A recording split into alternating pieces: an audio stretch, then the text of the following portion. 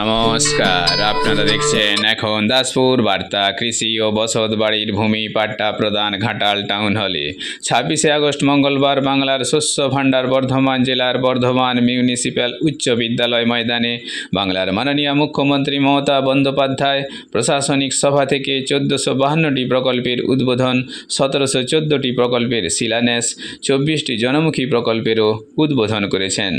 দক্ষিণবঙ্গের 14টি জেলার উপভোক্তাদের কৃষি ও বসত বাড়ির পাট্টাও প্রদান সূচনা করেন। এই সাথে দমদমের সভা থেকে ভারতের মাননীয় প্রধানমন্ত্রী পশ্চিমবঙ্গ রাজ্য সম্পর্কে অপমানজনক অভিযোগের পাল্টা তোপ দেখেছেন বিজেপি শাসিত তথাকথিত ডবল ইঞ্জিনের সরকার সম্পর্কেও। এই সভার ভার্চুয়ালিভাবে এদিন ঘাটাল টাউন হলে দেখানোর পর ঘাটাল মহকুমার ঘাটাল, দাসপুর 1 ও 2, চন্দ্রকোনা 1 ও 2 ব্লকের মোট কৃষি ও বসত বাড়ি মিলিয়ে 103 জনকে পাট্টা প্রদান করা হয়েছে। এরূপ বেনিফিশিয়ারি সুবিধা পেয়েছেন মোট 177 জন। এই কর্মসূচিতে সামিল ছিলেন বিধায়ক মমতা ভূঁইয়া, ঘাটাল মহকুমা শাসক সুমন বিশ্বাস, জেলা কৃষি সেচ ও সমবায় স্থায়ী সমিতির কর্মাধ্যক্ষ আশিস ফুটাইত, জেলা পরিষদ সদস্য সৌমিত্র সিংহ রায়, প্রতিমা দোলই, বিথিকা বেরা, বিডিও দীপঙ্কর বিশ্বাস, অভিক বিশ্বাস, বিকাশ চন্দ্র কর, শঙ্কর দোলই, BLN LRO সহ বিশিষ্ট ব্যক্তিবর্গ। এনারাই উপভোক্তাদের হাতে সরকারি পাট্টা পত্র অর্পণ করেছেন। ঘাটাল থেকে রিপোর্টে শ্যাম সুন্দর দোলই।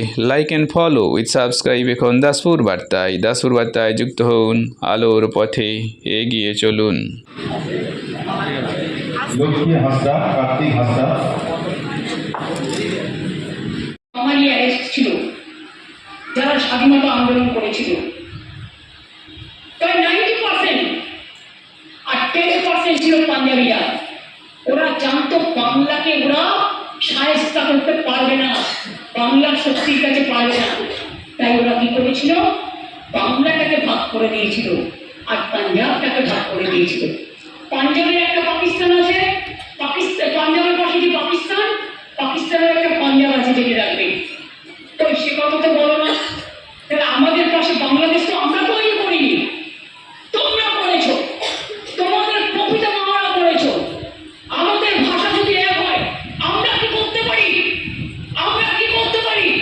বাংলা ভাষা সারা পৃথিবীতে 5ম স্থানে আছে এবং সারা এশিয়াতে 2য় নম্বর স্থানে আছে। Bangla international language. বাংলা ভাষায় কথা বললেই হোটেলে ঢুকতে দেবে না, বাংলা ভাষায় কথা বললেই কাজ করতে দেবে না, বাংলা ভাষায় কথা বললেই ছাত্রছাত্রীদের পড়তে দেবে না। বাংলা ভাষা তো বলবোই, বাংলা ভাষা। অন্যান্য ভাষাও বলবো, কেউ তো আপত্তি করিনি, সব ভাষাকে সম্মান করি। তো বাংলা ভাষা বলবো না কেন? তোমাদের মাথায় কি মগজের বনভূমি আছে? বলে না লুচির মতো বলে, দেখলেই গা জ্বলে আর হিংসায় লুচির মতো বলে। বাংলাতে দেখলেই, আরে বাংলা ভাষায় রবীন্দ্রনাথ ঠাকুর কোন ভাষায় কথা বলেছেন? দুটো জাতীয় সঙ্গীত এখানকার বাংলাদেশের ছিল, এখন কি আছে আমি জানি না।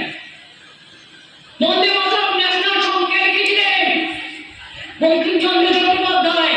জন্ম কোথায়? বাংলায়। জয়ের স্লোগান কার? নেতাজি সুভাষচন্দ্র বোস। কোথায় লড়েছিলেন? বাংলা থেকে। সেই যে হারিয়ে গেল, আমরা তার জন্মদিনটা জানি, তার মৃত্যু দিনটা আজ পর্যন্ত আমরা কেউ জানি না। দেশবন্ধু কোন ভাষার কথা বলতেন? ক্ষুদিরাম যখন গলায় ফাঁসি পড়েছিল, একবার বিদায় দে মা ঘুরে আসি, হাসি হাসি পড়বো ফাঁসি, দেখবে ভারতবাসী। ভাষাটা কি ছিল মশাইরা? মহাশয়দের জিজ্ঞেস করুন, হিন্দু না ওরা মুসলিম, ওই জিজ্ঞাসা কঞ্জন কান্ডারি বড় ডুবেছে মানুষ, সন্তান মর্মার। কে মানুষটি? বিদ্রোহী কবি নজরুল ইসলাম। তার জন্মস্থান কোথায়? আপনাদের বর্ধমান জেলায় চুরুলিয়া গ্রামে। হাসির মঞ্চে গিয়ে গেল যারা জীবনের জয়গান, 80 লক্ষে দাঁড়াইছে তারা, দিবে কোন পরিবার? কে লিখেছিলেন? নজরুল লিখেছিলেন। সারে জাহাঁ সে আচ্ছা হিন্দুস্তান হামারা। কে লিখেছিলেন? ইকবাল লিখেছিলেন। বাংলার অবদানের কথা ভুলবেন না। বাবা সাহেব আম্বেদকর আপনারা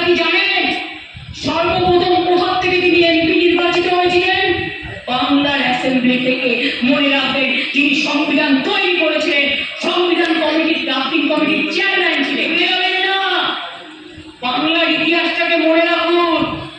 আর আমরা জয় বাংলার একবার নয়, হাজার বার বলবো, লক্ষ বার বলবো, বজ্র কণ্ঠে বলবো।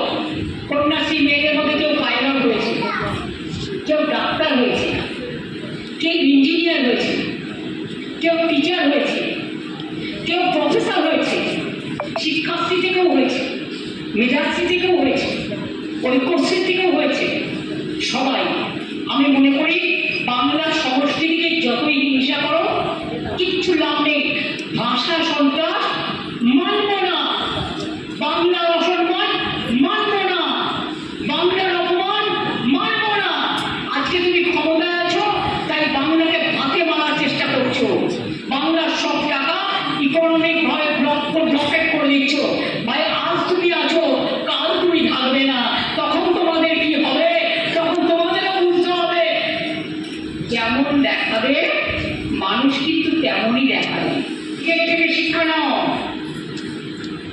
আমি মনে করি মানুষকে অবজ্ঞা করা, অবহেলা করা, কুসংস্কারাচ্ছন্ন করা, আর তারা ঠিক করবে। এখন আমাদের জয় মধুকা, কি জোরে বলছে, আমাদের থেকেও জোরে বলছি, কারণ ভোট আসছে, ভোট পাখি। আমি প্রথমে ঘাটাল ব্লক দিয়ে শুরু করছি। ঘাটাল ব্লকের পিলারকে অনুরোধ করছি এখানে আসছে। যে পাট্টাটি আপনারা পাচ্ছেন একটা ফোল্ডারে, প্লাস্টিকের ফোল্ডারের মধ্যে আমরা ঢুকিয়ে দিয়েছি, তার মধ্যে আছে পাট্টা সার্টিফিকেট, মানে পাট্টা ডিড। এটা কিন্তু একটি দলিল। পাট্টা মানে অধিকার, আপনার মালিকানা অধিকার, আপনার মালিকানা জমির উপরে আপনার মালিকানা, সরকারি জমির জমি আপনাকে দিচ্ছে সরকার। সরকারের পক্ষ থেকে এসডিও সাহেব তাই অনুমোদন দিয়েছেন, সেই পাট্টা সার্টিফিকেট আমরা আপনাদের দিচ্ছি, ওটা একটা দলিল। তার সঙ্গে আপনারা একই সঙ্গে আপনাদের জন্য খতিয়ান থেকে খরচা বলে সেই রেকর্ডও খুলে দিয়েছি, সেই রেকর্ডের কপিটা ওখানে থাকছে এবং একই সঙ্গে মুখ্যমন্ত্রীর একটি শুভেচ্ছা বার্তা আমরা সেই ফোল্ডারের মধ্যে দিয়ে দিচ্ছি।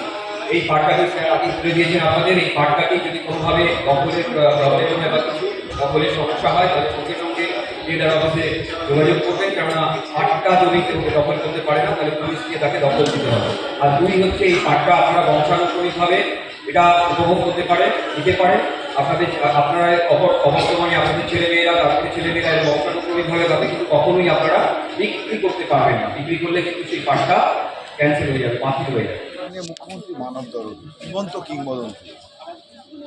তিনি 2011 সালে যেদিন ক্ষমতায় আসেন তিনি জানিয়ে দিয়েছিলেন যে বাংলার এমন কোনো পরিবার থাকবে না যাদের দুবেলা খাওয়ার জুটবে না, বাংলায় এমন কোনো পরিবার থাকবে না যাদের মাথায় ছাদ থাকবে না, বাংলায় এমন কোনো পরিবার থাকবে না যাদের ভূমি থাকবে না।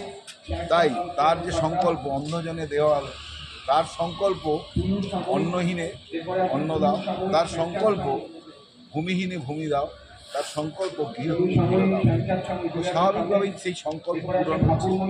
আজকে আমাদের ঘাটাল সাব ডিভিশনে প্রায় 103 জন, আজকে 103টি পাট্টা প্রদান করা হলো। 177 জন এই পাট্টা পেলেন। স্বভাবতই চারিদিকে খুশির হাওয়া। যাদের আমরা মানে আমাদের সম্মানীয় মুখ্যমন্ত্রী যাদের হয়তো বাড়ি দেবেন তাদের ভূমি নেই, ভূমি দেওয়ার মধ্য দিয়ে তাদের বাড়ি কোথায় হবে সেই জায়গাটি সুনিশ্চিত হচ্ছে।